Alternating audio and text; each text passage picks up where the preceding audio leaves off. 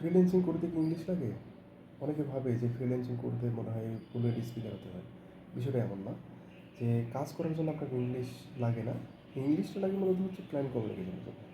তো আবার basic English দিয়েই কিন্তু আপনি কাজ শুরু করতে পারবেন। সিম্পল মেসেজ করবেন, রিকোয়ারমেন্ট তার বুঝতে হবে আর কি, এবং তাকে আপডেট দিতে হবে। এবং যে সিম্পল ইংলিশ হলেই কিন্তু আপনার এনাফ। আপনার বেশি জাস্ট আপনি ম্যানেজ করবেন, শর্ট ক্লিয়ার মেসেজ দিবেন, গুগল ট্রান্সলেট ইউজ করতে পারেন। এবং এর পাশাপাশি বর্তমান চ্যাটজিপিটি, এআই টুলস, মেসেজের টেমপ্লেট রেডি করে দিয়ে আপনি যদি মনে করেন যে বাইরে মেসেজ করছে, ওটা যদি চ্যাটজিপিটিকে বলেন রিপ্লাই মেসেজ কিন্তু জেনারেট করে দিচ্ছে, ওটাকে আপনি আবার আপনার মতো করে কাস্টমাইজ করে আপনি ইউজ করতে পারবেন।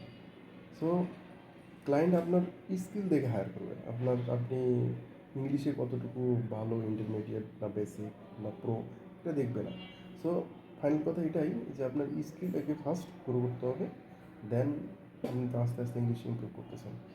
সো স্কিলটা বিল্ড আপ করুন, কমিউনিকেশন অটোমেটিক্যালি আপনার ইমপ্রুভ হবে।